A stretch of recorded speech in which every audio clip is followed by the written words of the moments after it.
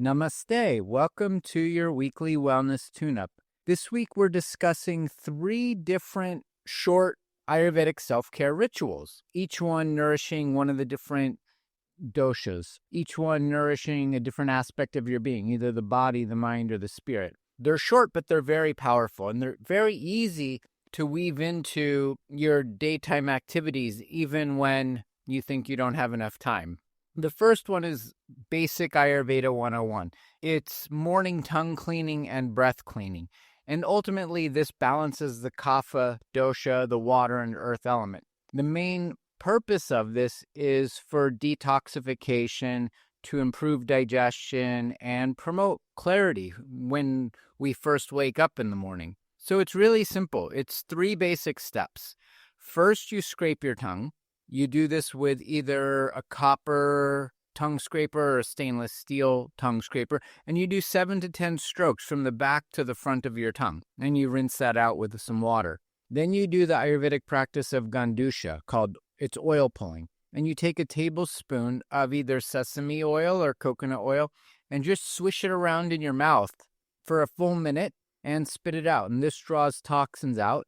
And then the final thing is you rinse your mouth and basically finish with doing 3 really deep nasal breaths, inhaling deeply through the nose and exhaling deeply through the nose, breathing in clarity, breathing in your intention for the day. This clears ama, toxins from the system. It stimulates your digestive process. You're activating the parasympathetic nervous system, and it gives you a grounding focus for the day ahead. That's first ritual. Second ritual is for balancing Vata, the air and space element. It's Abayanga. It's your touch ritual. Abayanga is self-oil massage. And the main purpose is to nourish the nervous system with self-love. And this can be done in the morning, but it can also be done in the evening before bed or after a shower. Another way of doing it is putting the oil on the body and then taking a warm bath and letting it absorb through the body that way. Otherwise, it can be done after the shower or before bed. You just don't want to use like really expensive hemp or silk sheets. You want to have sheets that are okay for getting oil on.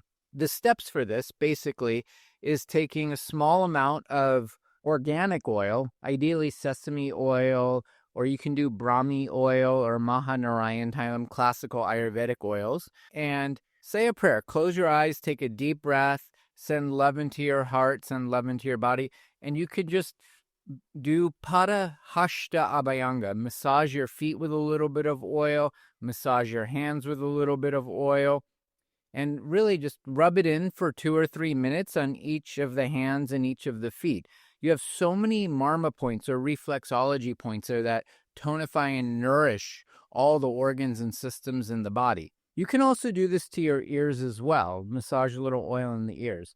Now, if you want to do a full body massage, begin by rubbing the oil in your scalp, the crown chakra, and you can imagine golden light entering through your head, and then you can just do a light coat of oil over the whole body. So you can do either just the hands, the feet, and the ears, or you can do the whole body. You could even just do the head, or you can do the head in combination with the hands, feet, and ears.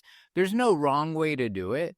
Whatever feels nourishing, whatever your time frame allows. And the purpose of this ultimately is to balance your prana and to soothe any anxiety or overactivity in the mind, getting us ready for a deep sleep. It also nourishes the dhatus, the deepest of the 7 tissues in the body.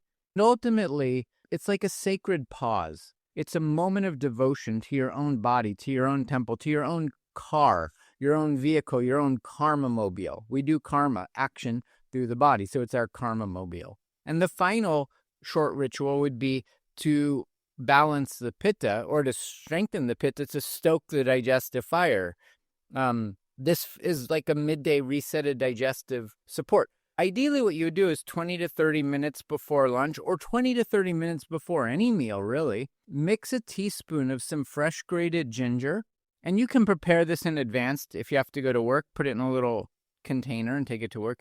But mix a teaspoon of freshly grated ginger, a pinch of Himalaya salt, and a few drops of lemon juice, and just chew that slowly. So simple. And this is increasing your digestive fire. You can do this before any meal, really. And then if you want to make it a devotional ritual, put one hand on your belly and take 2 or 3 or more slow, deep breaths with mindfulness, inhaling, exhaling, and imagine lighting a stove. Imagine lighting a campfire.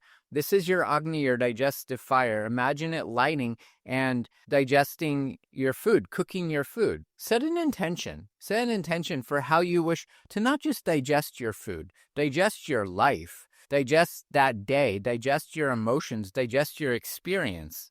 What this does is awakens our digestion, first of all, but it awakens our life force digestion, and it calms reactive tendencies, and it invites mindfulness and mindfulness eating, mindfulness awareness throughout the day. And it's a symbolic ritual of transforming what you take in on all levels. So these are 3 basic, very simple rituals that we can do every single day to bring the doshas into balance, to nourish ourselves, to give our body and our heart and consciousness some love and devotion. Thank you for joining me. That's this week's Weekly Wellness Tune-Up. I hope you found it beneficial. Namaste.